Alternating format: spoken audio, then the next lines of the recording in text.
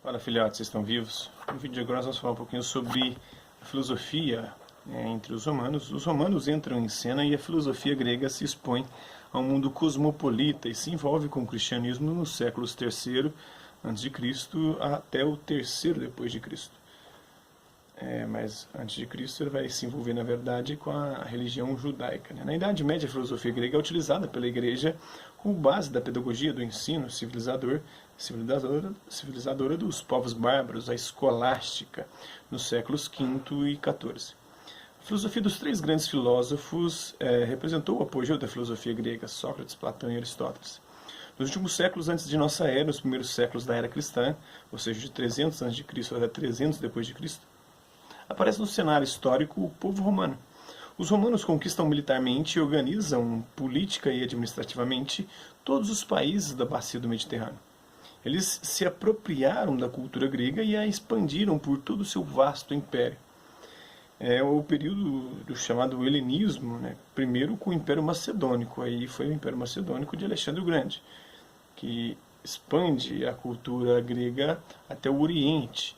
E, inclusive, vai acontecer algumas transformações nesse contato com o Oriente. A filosofia vai deixar de ser ou ter um viés mais político, social, e vai se voltar mais para a questão da intimidade, para o interior, para a vida privada, com o epicurismo, com o estoicismo, com o ceticismo, com o cinismo. São escolas filosóficas que estão muito mais preocupadas com a felicidade interior do que a vida do homem na polis, na cidade-estado, em sociedade, e que, segundo os clássicos, Sócrates, Platão e Aristóteles, só ali o homem poderia ser feliz, só nessa vida comunitária, porque o homem é um animal político, um animal social.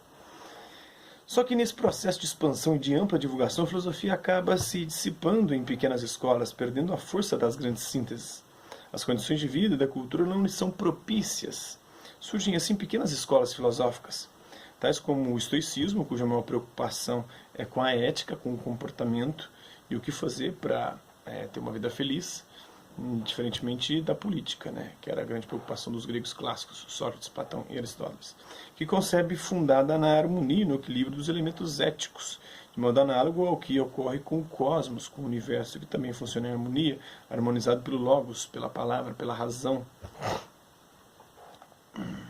pelo discurso, E o epicurismo, também preocupado com o viver humano, com o comportamento humano, defende uma ética fundada no prazer, hedonista, considerado o bem autêntico. O ceticismo é a escola filosófica que acha impossível o conhecimento da verdade, sendo inútil tentar encontrá-la.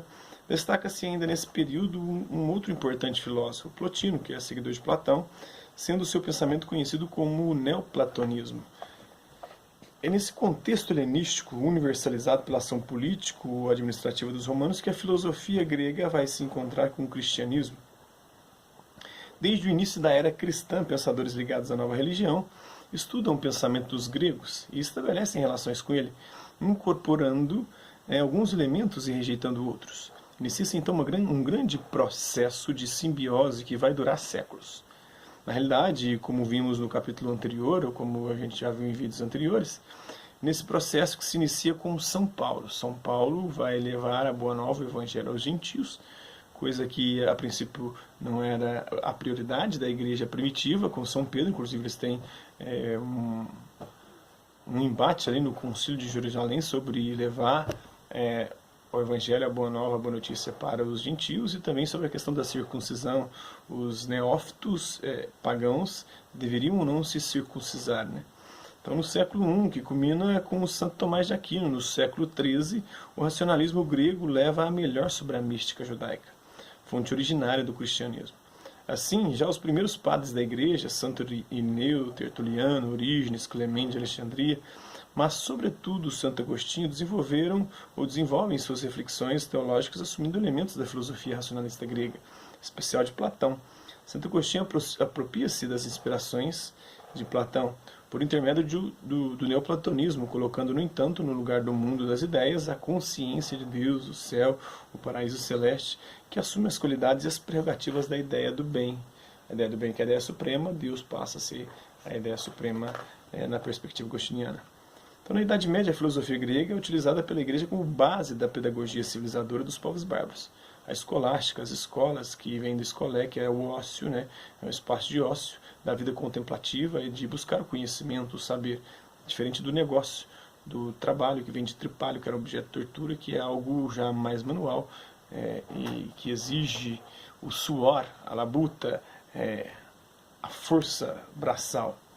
Então, nos séculos V ao século XIV, a escolástica, na verdade, começa no final do século IX, vai até o século XIV, século XV. Com a queda do Império Romano, sob o impacto da invasão dos povos vindos do norte da Europa, a Igreja Católica assumiu a tarefa de civilizar e educar esses povos, assimilando-os à cultura greco-romana. Foi nesse clima que se formou a escolástica, as primeiras escolas e depois as universidades, método pedagógico por excelência fundado na lógica aristotélica, e que serviu tanto como um instrumento de educação quanto como um veículo de evangelização, cujo conteúdo era uma teologia vazada na filosofia neoplatônica, cristianizada por Santo Agostinho.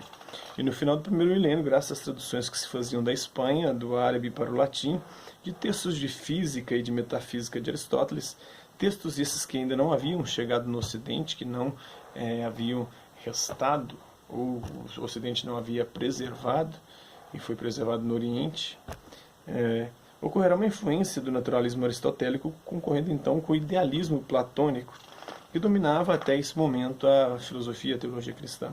É a vez então da grande síntese que fará de Santo Tomás de Aquino o principal filósofo do período. Nessa mesma época surgiram as primeiras universidades, verdadeiros centros de pesquisa e de estudos também em filosofia. O tomismo representou uma tentativa de harmonizar as posições básicas do cristianismo com os pressupostos ontológicos do aristotelismo, a teoria e da filosofia de Aristóteles. Sem dúvida, isso provocou reações da parte dos pensadores teólogos ligados à Igreja, adeptos da fundamentação platônica agostiniana. São Tomás de Aquino acabou prevalecendo, tendo conseguido, com sua extensa obra, fornecer fundamentos filosóficos aristotélicos para a teologia cristã. O tomismo foi então considerado a base filosófica da teologia da Igreja Católica. Então, isso é um pouquinho aí da filosofia nesse período de transição do período antigo para o período medieval. Espero que vocês tenham gostado do vídeo. Quem curtiu, dá um like. Quem não curtiu, dá um dislike. Quem se interessar pelo conteúdo do canal, é só se inscrever, ativar o sininho e aguardar os próximos vídeos e as próximas notificações. Deixe também o seu comentário e também sugestões de temas e assuntos que gostaria de ver abordado em vídeos posteriores. É isso aí. Hasta la vista, babes, e até a próxima.